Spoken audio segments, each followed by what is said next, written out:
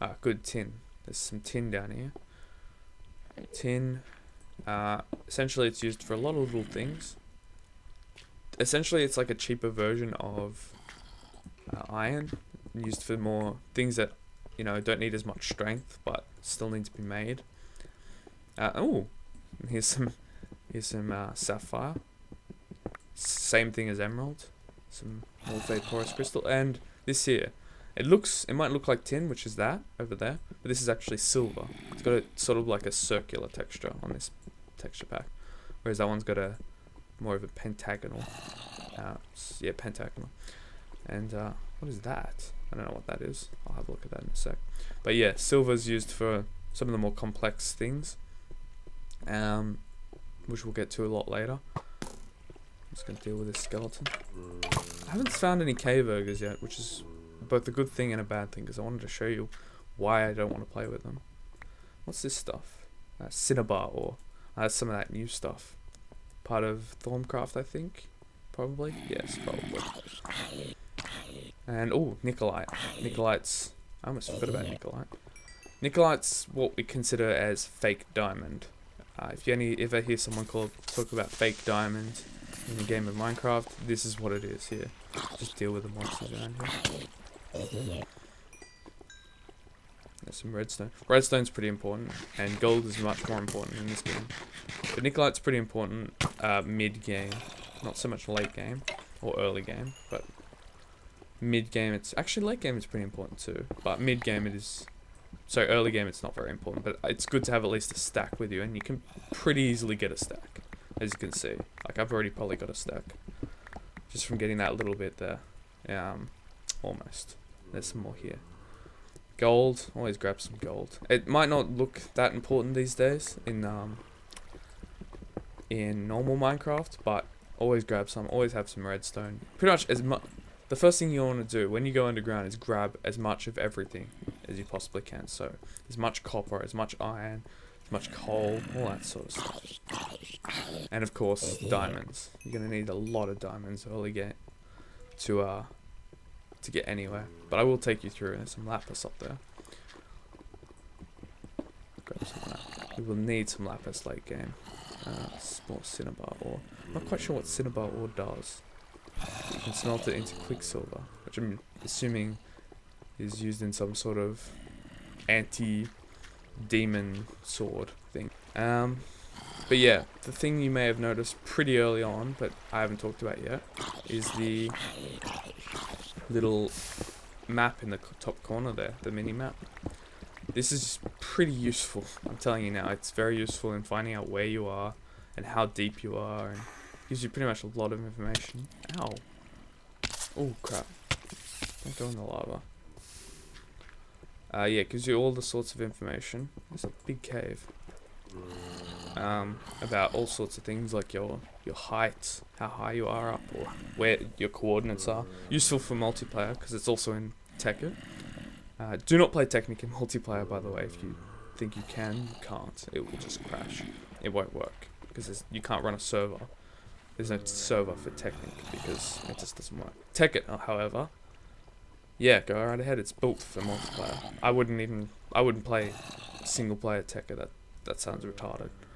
You play single player Technic and you play multiplayer Tekkit. That's what it's made for. That's what I do.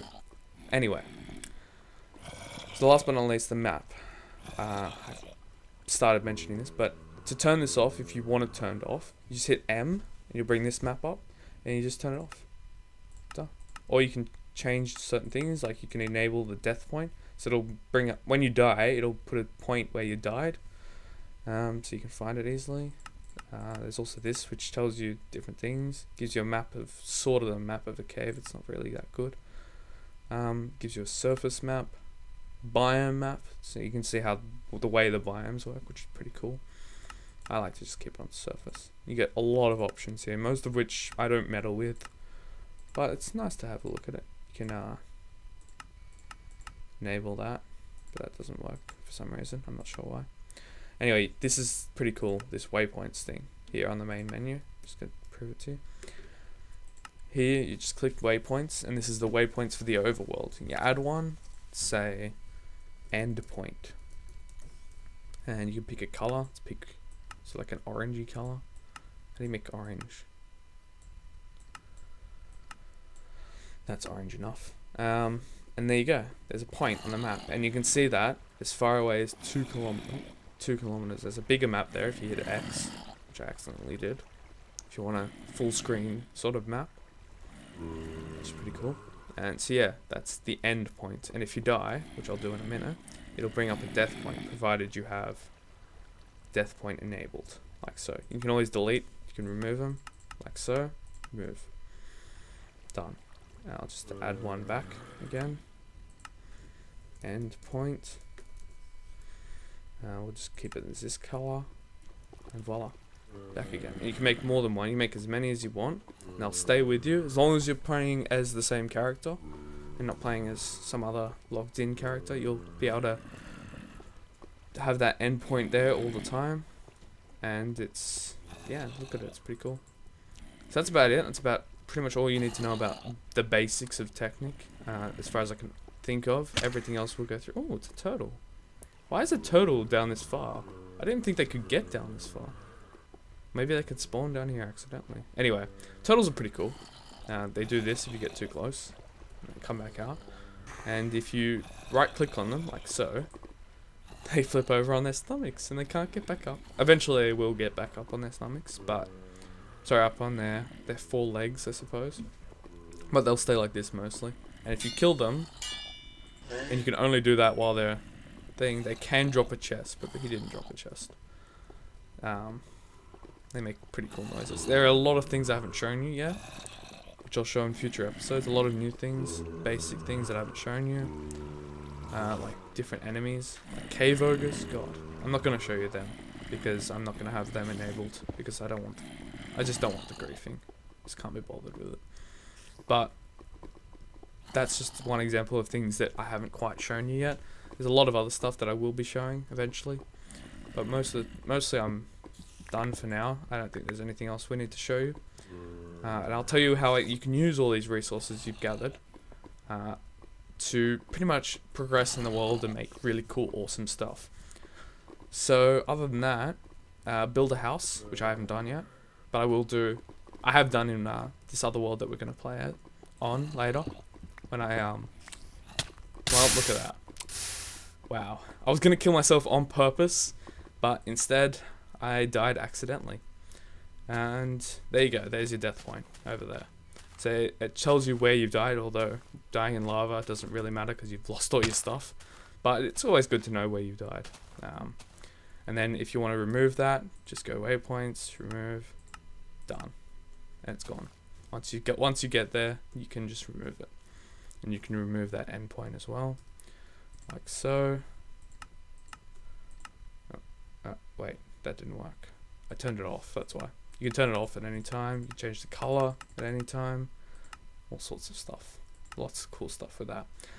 That's really useful, those points, because you can put one at your home, put one at your normal cave entrance. Also, oh, there's a cave right here. Great. Oh god. Oh god. Oh no.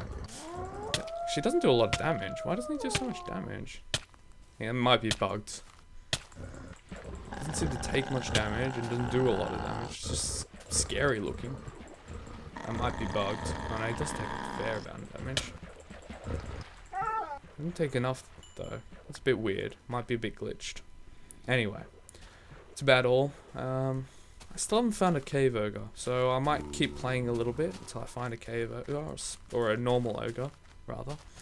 And then I'll end it there. I'll probably just spawn some in, actually. I can just spawn some in now. Cheat mode. Let's just do this.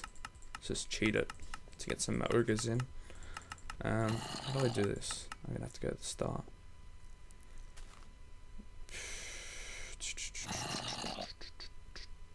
Yeah, as you can see, there's a lot of new mobs. Find the ogre. There's an ogre. Okay. There you go. And this is why he's bad. Look at this. He doesn't seem to be hitting the ground quite as much as I remember. Oh yeah, there you go. He hits the ground when he gets really close to you. And he does a lot of damage to the ground. which is really frustrating because, especially when he's near. Oh god, look at how many there are. Especially when there's cave ogres, because the cave ogres do essentially the same thing. They do a lot of damage too. And there you go, I'm dead. The cave ogres do essentially the same thing. So do the fire ogres, except the fire ogres are a bit more difficult, and the cave ogres are a bit more difficult than normal ogres to kill.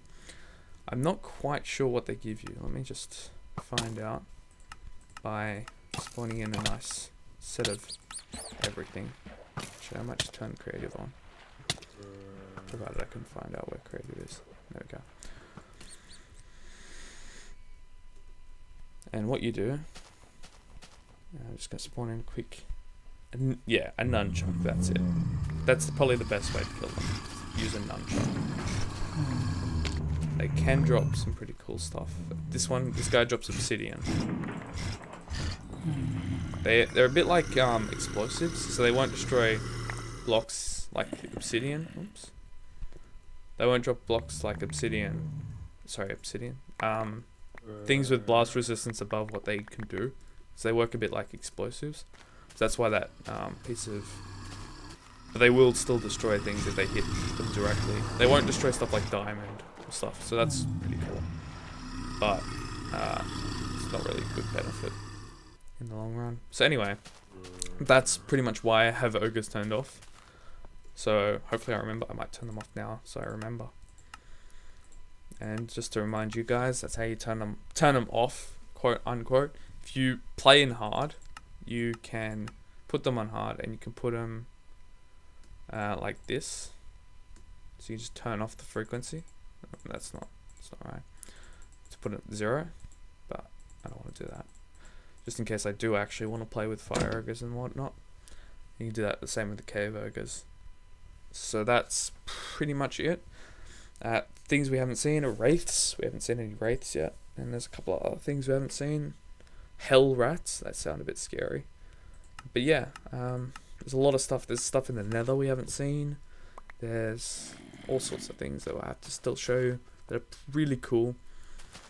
And this is just the basics. So pretty much after this, now that you've got all your stuff, you've seen what ogres can do.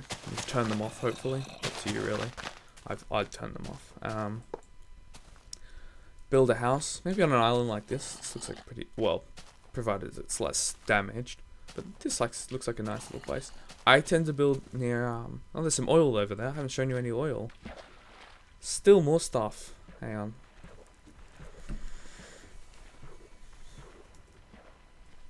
I forgot I could fly. So yeah, build a house. Preferably, I like to build near water. Mainly because I like to build quarries on the water. But yeah, it's up to you. Here's some oil. Oil is a lot less useful than you'd imagine, mainly because it's prone to exploding when you're using it. So I tend to use stuff like solar panels and another method of power generation. But this is one way you can generate power, and I will show you how to use it and why not to use it as well, because it will probably explode on me. But hopefully it won't. So I will use it. I won't use this particular oil, but I will use some oil, hopefully. Anyway, so build a house and prepare for the next episode. And hopefully, you'll be able to be ready to make some tools and make some machines and, you know, generate power, condense things into other things. What else is there? Move things about using red power motors and all sorts of stuff. All sorts of cool... Oh no, I'm dying. Anyway. So yeah, build a house and prepare to be amazed with Technic. And I'll see you next time.